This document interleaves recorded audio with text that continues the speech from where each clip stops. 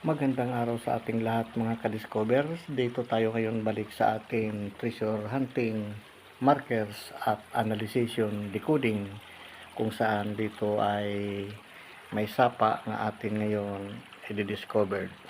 Bago tayo magpapatuloy, shout out po sa lahat na mga subscribers, viewer. Sana nasa mabuti kayong kalagayan. Kung makikita natin ditong formation ng bato sa isang lugar ay meron tayo na ispatan na mga pyramid stone dito na malalaki na naka-triangulation. Dito may dala tayong na gadget na panhanap sa sinasabing nilang gemstone or ang finished product or sinasabing precious uncut stone. Ngayon meron tayo dito na didetect sa under nito ng pyramids na pula na bato na kung saan dito ay bumabagsak ang tubig na under nito ng malaking pyramids. Kung makikita natin ito pababa, mayroon naman siyang pyramids na iba-iba ang color or shape ng bato. Maghanap tayo dito ng karagdagan markers kung sakali meron tayong makita na possible nilagyan ito. Ito mga ka-discovered ay Huggies turtle na pula na stone. Ang ibig sabihin ay small deposit ang nakalagay, possible. Na dito mayroon para siyang number 5 or number 3 na hindi klaro. Ang ibig sabihin doon ng sign na ito ay ang finished product. Ito naman ay may heart na bato na mayroon siyang triad or triangulation na possible ito ay a Korean sign or markers. Ito ay iba ito naman hugis ng bato or shape. Dito ay itong tubig nito ay napakasarap ng malamig at pwede ito mainom ng tao. Ngunit meron tayo dito na didetect na sa ating gadget ito ay para lang sa mga stone or black stone itong dala-dala natin na gadget o panditik sa mga bato. Kung makikita natin meron tayo itong ispatan, ano kaya ito na iba ang hugis at nakakaagaw pansin dahil iba ang kanyang pagka shape, quadrangle or square, na kung titingnan natin ito sa ilalim ng tubig ay kulay siya para siyang blue green or black na hugis. Ngunit ating susubukan kung baka ito na nga yung ating hinahanap, na kasama na niya yung mga markers na turtle at saka heart, itong maliit na pieces na bato. Kung titingnan natin itong turtle ay red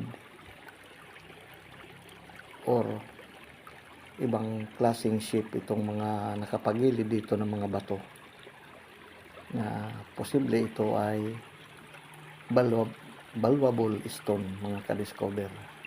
Itong ating natagpuan sa binabagsakan ng tubig na mayroon siyang under the pyramid stone. At ito ay atin ngayon na found or nakita dito lang sa under nitong red na double pyramid siya, may naka-triangulation na bato.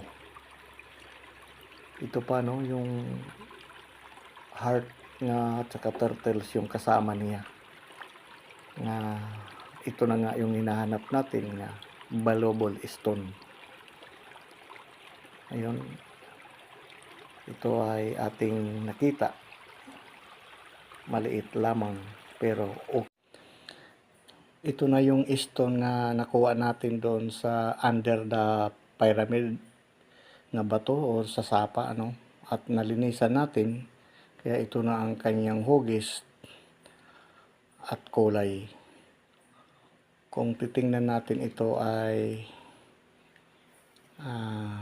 para siyang valuable stone So hindi pa ito napasori, pero ito ang kanyang kulay na stone. Ito ay napound doon sa binabagsakan ng tubig na may turtles or may heart na markers. Ito yung likod niya na para siyang bakal ang kanyang shiny na napakakintab, ano, kung titingnan natin.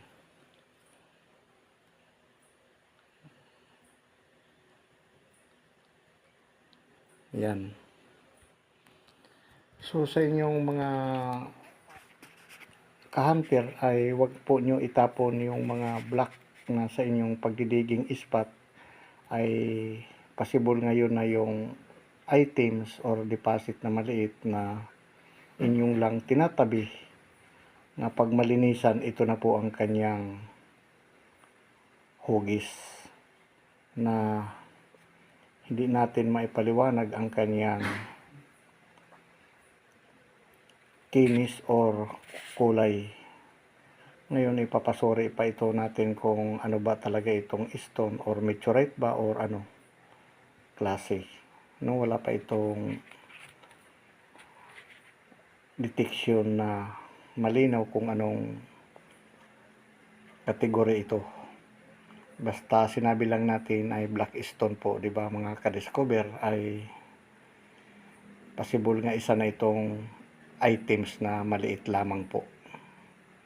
Sa mga naghahanap no, nasa mga tubig, ay hindi natin malalaman na ganito na ang kulay kasi dilinisan pa po yon. Sa ibang nagdidiging sa mga treasure site, possible nga ganito ang style sa kanilang paglagay dahil nga camouflage ang kanilang style para ordinary lang na stone kung makikita.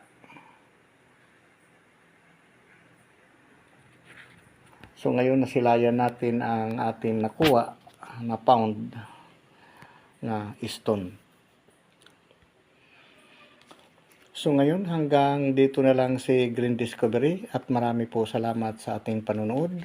Sa susunod naman muli na atin madidiscover at matatagpuan sa ating treasure marker hunting. Sa susunod pa na atin makikita sa mahabang paglalakbay. Marami pong salamat. Bye-bye. Wow, amazing stone.